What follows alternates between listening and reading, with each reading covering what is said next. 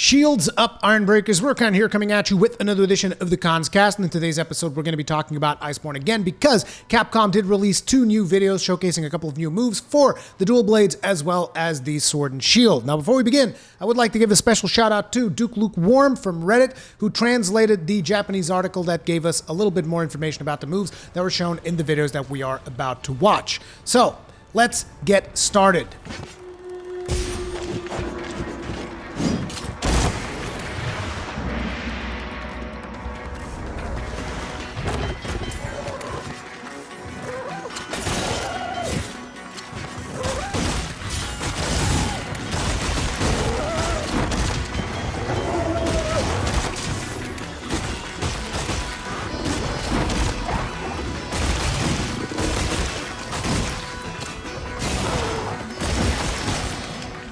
Okay, so dual blades, they're about to become a whole lot more mobile, as you guys could clearly see in the video there. If you guys look at the start of this video, you guys will see that they will go into demon mode, and they will start doing a couple of slashes, but the important thing is what comes after that, which is the evasive Slinger Burst, and that looks pretty sweet. So you're going to be able to fire your slinger shot in the middle of your dodge moves, and that is going to be a more powerful shot from your slinger. Very much the same way that with the greatsword, if you use your slinger in between combos, you got this power shot. Now, the power shot of the slinger, or in this case, they're calling it a Slinger Burst, is essentially like a shotgun blast from your slinger. So instead of having that regular single shot that you have off of the slinger, it seems to splinter off the ammunition that you load in there and does much more of a shotgun spread type thing, which increases its effectiveness from what we can tell in the videos. Now, the very first move that we see from the dual blades in this video is going to be the Clutch Claw. They're going to fire off a paralysis knife. They paralyze the Odogodon, and they're going to go into the Clutch Claw attack. It seems that pretty much every weapon gets the Clutch Claw attack first, so that you get an idea of what that Clutch Claw attack is all about. And an interesting thing that I've uncovered since releasing my video yesterday is the fact that depending on the weapon that you have, your Clutch Claw attack is going to have a different effect.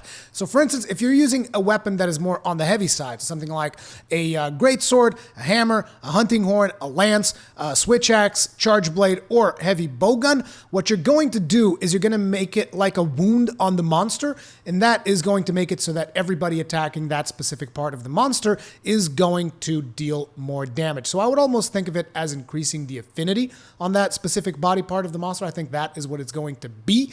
But clearly that is not one of the weapons that we're using right now. If instead of the weapons that I mentioned, you are using sword and shield, dual blades, longsword, gun lance, insect clave, bow, or light bow gun, you're going to do this, which is your regular attack.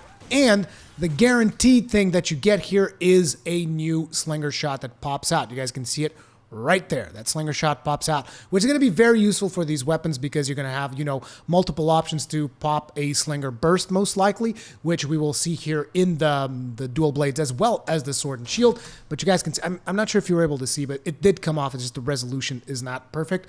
But there was an ammunition thing that popped off during the Clutch Claw attack. Now here, we're actually going to see, I'm going to slow us down a little bit. You're going to see the evasive Slinger Burst right there. Boom.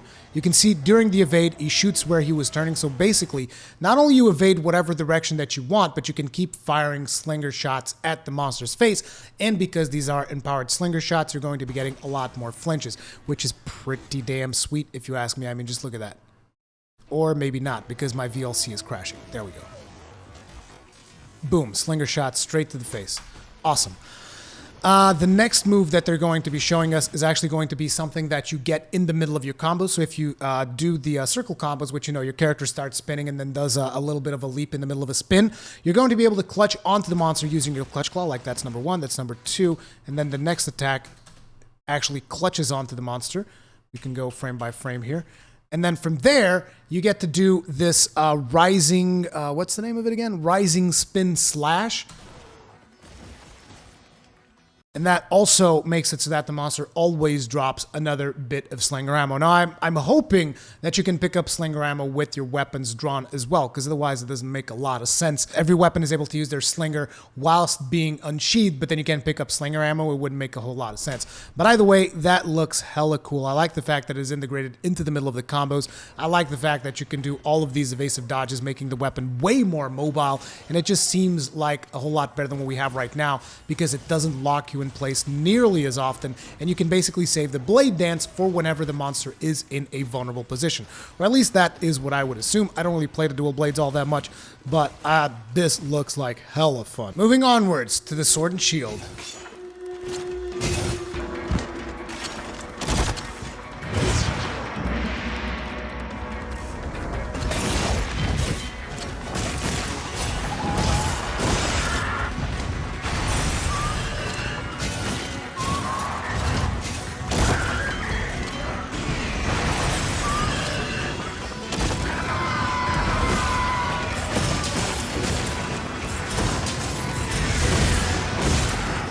Okay, so this is my favorite weapon in the game, and the very first time that I watched this particular video, I was laying in bed watching it on my phone, and I realized, dude, I can't identify most of the moves that are being used in this video. Hells yeah, that looks friggin' awesome. So many new things for my weapon. So anyways, let's get started with the video here. You guys can see the very first move that they show you is the Clutch Claw Uppercut, which is a damn sweet move because of the stuff that you can do once you actually engage it. Because it's not just a flashy move, you actually cling onto the monster if you're able to pick it up mid-air. And that is something that I friggin' love, because no longer, whenever a monster's in the air, it's all about either insect glaive users or flash pods. I'm actually going to have an option to take the fight to them while in the air, and that is super exciting. You can do this move by pressing the attack button after dodging with your weapon drawn. But anyway, we got a couple of more cool things to see. The next thing that they show us is that basically the sword and shield can use Slinger Bursts whenever they want, so they're not like limited to using them in the middle of their combos. As you guys can see, this right here is a Slinger Burst shot, and that is going to be an option that you're going to have as a sword and shield user. You can either use the Slinger Burst, which is, you know, the lower range, higher impact move, or you can use the longer shots from further away by simply sheathing your weapon before taking a shot. And as we all know, sheathing sword and shield is like one of the fastest sheaths in the game, if not the fastest sheath in the game. So it doesn't really matter all that much. You can basically switch between what firing modes you want for your slinger. But then, oh god, that right there that comes immediately after, wait for it, this might just be one of my favorite new moves in the game. This is called Just Rush, and we're going to be breaking it down in just a couple of more seconds when we get further into the gameplay. It is friggin' sweet! Okay, so the first move they got here is the Clutch Claw Grab, right there into the Legiana's face.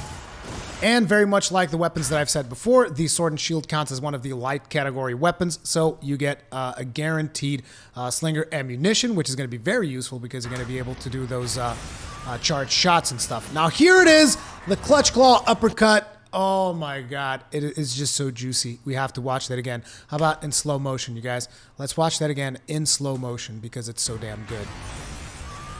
Watch it.